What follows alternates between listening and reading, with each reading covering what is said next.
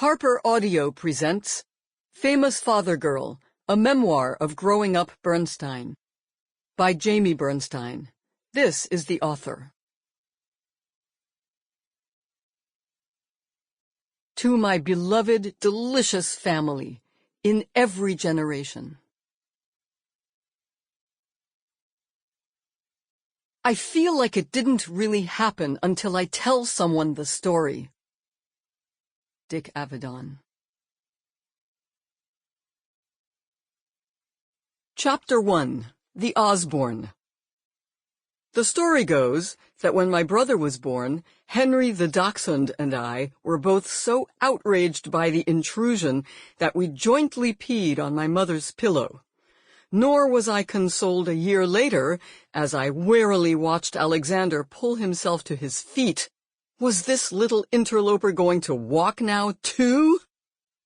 But, as soon as Alexander could talk, I realized what the point of a brother was. We became co-conspirators, eventually expanding into a trio with our younger sister Nina. Together, we created a force field around ourselves, a layer of insulation from the raucous, confusing world of our parents. But there was something seductive about that world, too, with its laughter and teasing, its music, theater, and books, the screaming parlor games, the elegance of smoking.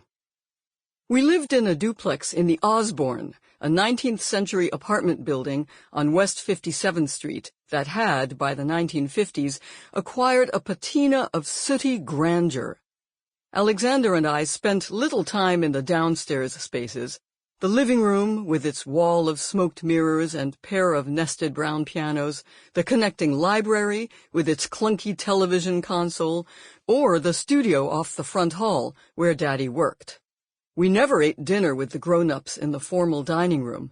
Our domain was in the kitchen, where we had all our meals, and in our bedroom upstairs, with our toys and games, and our record player with the fuzzy animal decals on the sides.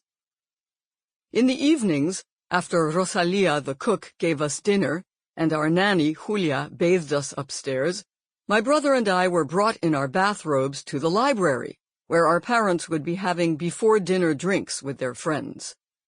All the grown-ups would make a lovely fuss over us. Daddy would let Alexander open and close his Zippo lighter. Shoop, shoop. Mummy would peel the thin red cellophane ribbon off her fresh pack of Chesterfields, expertly zip the ribbon between her thumb and fingernail, and crimp it into a little corkscrew to tuck behind my ear. Alexander would perform silly dances, while I stood on the arm of the sofa, giving loud, arm-waving speeches in gibberish, imitating the man with the brushy little mustache and plastered-down hair, whose occasional appearances on the library TV always wiped the smiles off the grown-ups' faces. They would explain to me in oddly tense tones that he was a very bad man. But they enjoyed my impersonation, cheering lustily after each of my fiery cadences. Too soon, Julia's starched white uniform would materialize in the doorway, signaling it was time for us to go to bed. "Kisses all around, good night, our mother would trill. But we never wanted to leave. Finally, Mummy would warn us that if we didn't cooperate, we would have to be taken a la fuerza, by force. I thought the phrase meant that I'd be sent to a hellish place of punishment.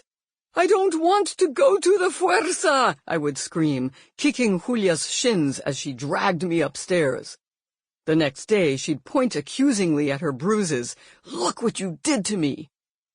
In the glow of the nightlight, Alexander and I lay in our beds, listening to the grown-ups carrying on downstairs. We sailed into slumber on the waves of their revelry.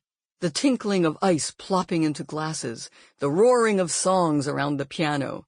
We knew it had to be our father at the piano, with the others clustered around him. It seemed as if all grown-ups ever did was have fun, with Daddy as their audible ringleader. Our mother, Felicia, would be right beside him at the piano. Petite and elegantly beautiful, with a long, swan-like neck, she had grown up in Chile, the middle daughter of Chita, an aristocratic Costa Rican, Sample complete. Ready to continue?